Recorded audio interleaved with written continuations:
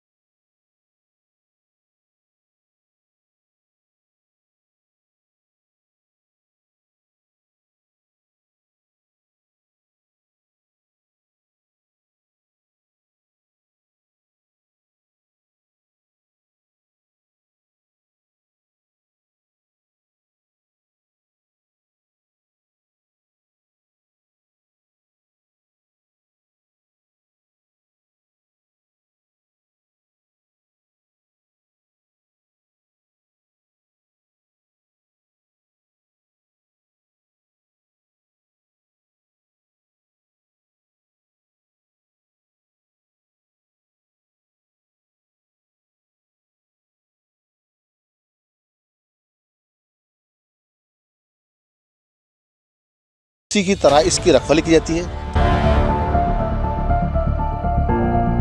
बिल्कुल करनी पड़ती है इसको। अभी जैसे चीरा लगने का स्टार्ट हो जाएगा तो उसके बाद हमारे को यहीं कुएं पे रात को सोना पड़ेगा और आग वगैरह जला के और निगरानी रखना पड़ती है इसकी। हमारे साथ में कुछ और किसान भी उनसे बात करेंगे जो अफीम में रोग रखते हैं। अफीम के रोग के लिए किस तरह से इसमें सुरक्षा की जाती है और किस तरह दवाइयों का छिड़काव किया जाता है, किस तरह से किसान इस पर पूरी सुरक्षा करता है। 4 जिलों में विजिट कर रहे हैं अफीम की फसल के लिए और अधिकतर देखा गया है जो किसान होता है ना अपने बच्चे से भी ज़्यादा फसल का केयर करता है। इसमें अगर टाइम पे अगर समय पे अगर इसकी रोग का समाधान नहीं किया गया तो इसमें है ना मतलब कभी कभार ऐसा भी होता है कि CPS में फसल चला जाता है या फिर कभी दोबारा पट्टा नहीं मिलेगा सरकार की तरफ से, क्योंकि वो जो औसत होता है एक माप होता है एक औसत का, इतना फसल उनको किसानों को देना ही देना है। नमस्कार, मैं हूं दीपक खताबिया और आप देख रहे हैं MP44 न्यूज़। इस वक्त हमारी टीम पहुंची है ग्राम भोलियावास अफीम के खेत पर, जहां अफीम किसान से हम बात करेंगे कि अफीम की खेती किस तरह से की जाती है, किस तरह से इस अफीम की खेती से जीवनदायक दवाइयाँ बनती है, किस तरह की इसमें प्रोसेस रहती है, किस तरह से केंद्र सरकार द्वारा लाइसेंस दिया था किसानों को। लाइसेंस मिलने के बाद अफीम किस तरह से बोते हैं और किस तरह से इसका रखरखाव होता है।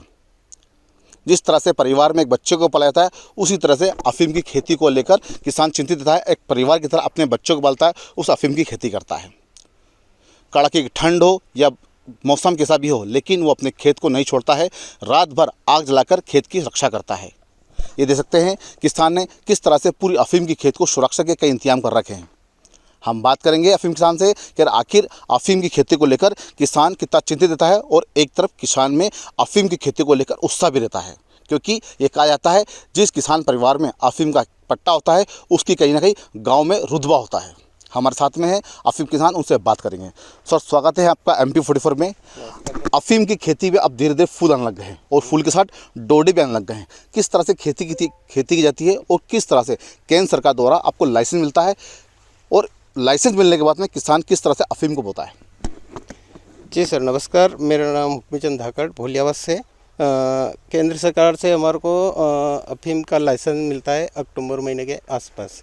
तो इसमें हर किसी को पट्टा नहीं मिलता है, जिसको पट्टा होता है उसी को पट्टा मिलता है और हर कोई इसकी खेती नहीं कर सकता है। जिसके पास लाइसेंस होता है वही मतलब इसकी खेती कर सकता है।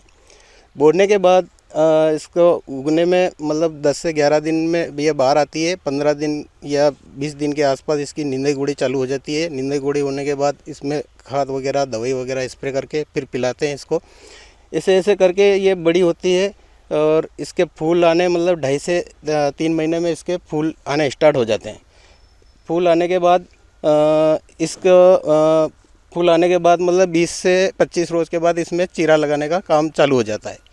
तो इस अवस्था में ये अभी चीरा लगाने की स्थिति में है। अभी मतलब 10 से 12 दिन के बाद इसमें चीरा लगना आरंभ हो जाएगा। तो चीरा लगाने के लिए हमारे को दिन में चीरा लगाते हैं और सुबह लूनी का काम होता है। इसकी जो भी अभी ये फसल है, अभी देखा जाए इसमें फूल आना शुरू हो गए, फूल के साथ छोटे छोटे डोडे भी आ रहे हैं। अभी कितने महीने की फसल हो गई है और कितने दिन बाद अब इसमें चीरा लगने की प्रक्रिया शुरू होगी? लेकिन चीरा लगाने से पहले किस तरह से हम माँ काली की पूजा करते हैं? हाँ, चीरा लगाने से पहले हमारे को जैसे कितने की फसल हुई? हाँ, अभी तो ये मतलब 3 महीने के आसपास की फसल हो रही है। ये 3 महीने की फसल हो चुकी है और ये अभी 3.5-4 महीने के आसपास इसका मतलब लूने का काम स्टार्ट होगा। उससे पहले हम महाकाल काली की पूजा करते हैं और उसके बाद इसका चिराई का काम स्टार्ट होता है, चिराई लूने का। और ये मतलब चारों तरफ ये जाली लगा रखी है, जिससे क्या बाहर से जो कोई जानवर नहीं आए, रोजड़ा सुअर वगैरह वगैरह, जैसे रोजड़े अंदर घुस जाते हैं तो वो बहुत भयंकर इसको खाते भी है और फिर अंदर दौड़ते हैं तो सारा फसल चौपट करते थे। तो वजह से जाली लगा रखी है, एंगल वगैरह लगा के जाली लगा रखी लोहे की। और इसका तोते भी बहुत पड़ते हैं इस पे, तो तोते भी बहुत खाते हैं, तो उसकी सुरक्षा के लिए हमने ऊपर जाली लगा रखी है।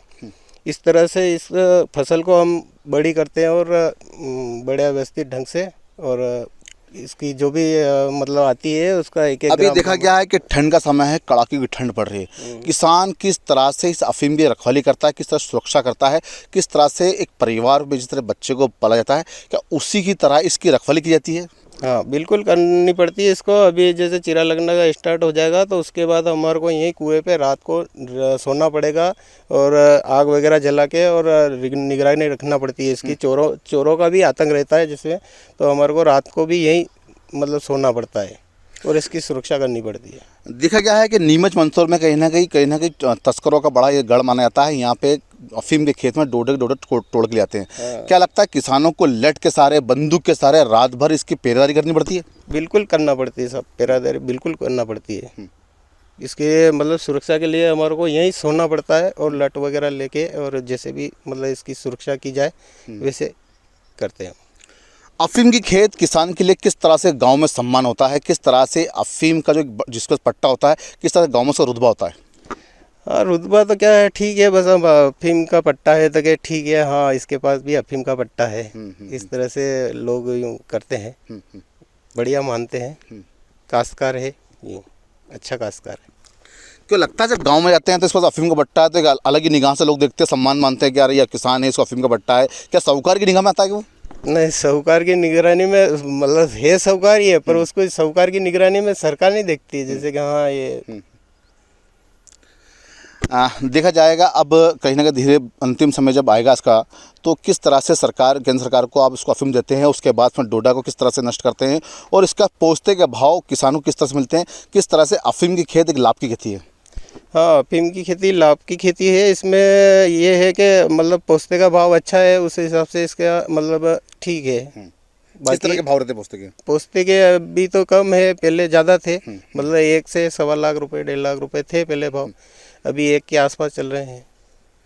ये थे किसान जिन्होंने बताया है कि अफीम की खेती एक तरह की लाभ की खेती है। कहीं ना कहीं इसमें जो अफीम निकलती है उससे कई जीवनदायक रक्षा की दवाइयाँ बनती है, और जो पोस्ता है उससे किसानों को इस तरह का लाभ होता है, क्योंकि पोस्ते के भाव किसानों को अच्छे मिलते हैं। और ऐसे में किसान का कहीं ना कहीं गाँव में एक रुतबा होता है कि उसके पास अफीम का पट्टा है। हमारे साथ में कुछ और किसान भी, उनसे बात करेंगे जो अफीम में रोग रखते हैं। अफीम के रोग के लिए किस तरह से इसमें सुरक्षा की जाती है और किस तरह दवाइयों का छिड़काव किया जाता है, किस तरह से किसान इस पर पूरी सुरक्षा करता है। कहीं ना कहीं देखा जाए इसमें जो कई तरह के रोग होते हैं, जैसे काली मस्सी हो गया, दोली मस्सी हो गया, ये पूरी अफीम को नष्ट करने से अफीम का जो रकबा सही नहीं बैठ पाता, उसकी जो क्षमता है सही नहीं बैठती। उससे किसान किस तरह चिंतित रहता है और किस तरह से दवाइयों का उपयोग करता है, क्या कहना है? नमस्ते जी, मेरा नाम DS भदौरिया है। मैं इंदौर से बिलोंग करता हूँ, नवशक्ति फर्टिलाइज़र कंपनी से हूँ। और हमारा क्या है, हम 4 जिलों में विज़िट कर रहे हैं अफीम की फसल के लिए। और अधिकतर देखा गया है जो किसान होता है ना, अपने बच्चे से भी ज़्यादा फसल का केयर करता है। उनको बहुत सारी समस्याओं का सामना करना पड़ता है, जैसे कि सर ने अभी हुकुमचंद जी ने बताया ऑलरेडी। तो जैसे मान के चलो, ये जंगली सुअर हैं, रोजड़े वगैरह हैं, तोते वगैरह हैं, या फिर दूसरे चोरों का भी डर वगैरह रहता है। उसके अलावा महत्वपूर्ण चीज़ होती है, इसमें रोग आते हैं। इसमें कॉन्टैक्ट फंगीसाइड है, सिस्टोमेटिक फंगीसाइड है, जड़ गलन है, तना गलन रोग है। तो इसमें अगर टाइम पे, अगर समय पे अगर इसकी रोग का समाधान नहीं किया गया, तो इसमें है ना, मतलब कभी कभार ऐसा भी होता है कि CPS में फसल चला जाता है, या फिर कभी दोबारा पट्टा नहीं मिलेगा सरकार की तरफ से, क्योंकि वो जो औसत होता है, एक माप होता है एक औसत का, कि इतना फसल उनको किसानों को देना ही देना है। अगर वो किसान इतना फसल अगर नहीं निकाल के दे पाता है केंद्र सरकार को, तो वो फिर वो पट्टा कट जाता है। तो मतलब किसान को है ना, दिनों रात 24 घंटे पूरा परिवार रहता है उसमें, पूरा का पूरा परिवार है ना, मतलब ना धूप देखता, ना छाँव देखता, ना ठंड देखता है। तो इतना मेहनत करने के बाद में भी कभी कभार क्या है, फसलों पे कभी रोग आ जाते हैं, और रोग भी इतने हाई फाई लेवल के रोग होते हैं। जैसे अभी ऑलरेडी मैंने विज़िट किया है, अभी आप देखिए, जिसमें आप यहाँ देख सकते हैं, ये देखिए, ये डंक वाली समस्या आ रही है इसमें, ये देखिए। तो इसमें ये डंक वाले आते हैं, तो इससे ये जो अफीम है ना, ड्रॉप हो जाती है इससे। और ये डंक वाली समस्या अधिकतर मतलब पौधों में सभी में देखी मैंने। इसके अलावा मैंने अभी इसमें देखा है ये फंगल इन्फेक्शन, आप देखिए इस पौधे को, ये पूरा पौधा ही ख़त्म हो रहा है। कितनी सारी समस्या आती हैं इसमें, है ना, कॉन्टैक्ट फंगीसाइड, सिस्टमेटिक फंगीसाइड, और इसमें क्या नाम से महू वगैरह रोग भी आ रहे हैं। तो इसमें बहुत सारी समस्याएं आती हैं, जैसे तना सड़ने की समस्या सबसे बड़ी समस्या होती है। उससे भी बड़ी समस्या इसमें खाकरिया रोग, आम भाषा में खाकरिया रोग जो किसान बोलते हैं ना, इसको हम सिस्टमेटिक फंगीसाइड के अंतर्गत बोलते हैं। इसमें बहुत सारी कंपनियों के अलग अलग 50 सैकड़ों कंपनियों के प्रोडक्ट वगैरह चलते हैं, जिसमें कार्बनिजेम, मैनकोजेब, लैम्डासाइफरमेथिन। तो आप क्या नाम से, जैसे आप क्या है, लैम्डासाइफरमेथिन का अगर, और एकतारा वगैरह जो मतलब सेजेंटा कंपनी की आती है, स्ट्रेप्रोसाइक्लिन का अगर स्टार्टिंग में शुरुआत में आप स्प्रे कर देते हैं 20 से 25 दिन में, तो इस तरीके की एक लक्षण क्रिएट नहीं होती, इस तरीके की समस्याएं वगैरह नहीं आती हैं। ये 20 से 25 दिन में हर किसान भाइयों को ये इसका स्प्रे कर देना चाहिए। इसके बाद में आता है कॉन्टैक्ट फंगीसाइड। कॉन्टैक्ट फंगीसाइड का सेकंड होता है स्प्रे। इसके बाद में अगर और बढ़ती है समस्या, तो कॉन्टैक्ट और सिस्टमेटिक फंगीसाइड का दोनों का कंबाइंड स्प्रे करना पड़ता है। ये होती हैं समस्याएं। इसके बाद में वो कुछ जो कटोरिया टाइप की आती हैं वो लगानी पड़ती हैं, जैसे मैंने आपको बताया ऑलरेडी, ये देख रहे हैं आप, दूध ड्रॉप हो रहा है। डंक मारने वाली एक मक्खी आती है, उसको कंट्रोलिंग करने के लिए भी आता है एक। तो बहुत सारी समस्याएं को ये आती हैं। तो इससे किसान ना समय समय पर रोग प्रतिरोधक क्षमता हो पौधे में, तो उसमें ऑर्गेनिक ज़्यादा से ज़्यादा उपयोग करना चाहिए। जैसे ऑर्गेनिक दवाइयाँ, जैसे केंचुए का खाद हो गया, बर्मी कंपोस्ट, और नवशक्ति फर्टिलाइज़र का ऑलरेडी धरती पावर, भूमि पावर तो आता ही है।